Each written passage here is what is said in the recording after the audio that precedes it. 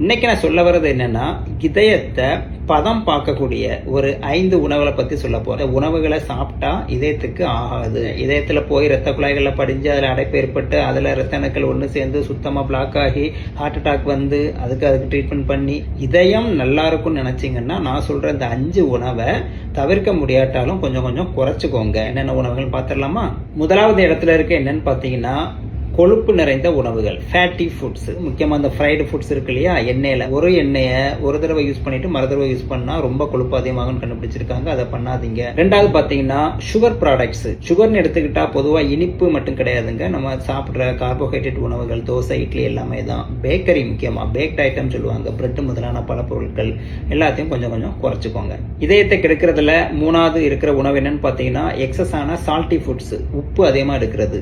உப்பு உங்களுக்கு தெரியும், பொதுவாக நிறைய எடுக்கும்போது உடம்புல பிபி அதிகமாகும். பிபி அதிகமான ஆட்டோமேட்டிக்காக உங்களுக்கு இதயம் பாதிக்கப்படும் தெரியும். இதயத்தை சீரழிக்கிறதுல நாலாவது நம்ம பேசக்கூடிய உணவு கார்போனேட்டட் ட்ரிங்க்ஸ். நம்ம ஊரில் Pepsi, Coca Cola, Mirinda, Fanta, Mountain Dew, இந்த கார்போனேட்டட் ட்ரிங்க்ஸ் வந்து நம்மளோட இதயத்துக்கு நல்லது கிடையாது, கல்லீரலுக்கு நல்லது கிடையாது, நம்ம வயிற்றுக்கு ஸ்டொமக்கு நல்லது கிடையாது. கடைசி 5வது பார்க்கக்கூடிய உணவு என்னன்னு பார்த்தீங்கன்னா ஆல்கஹால்.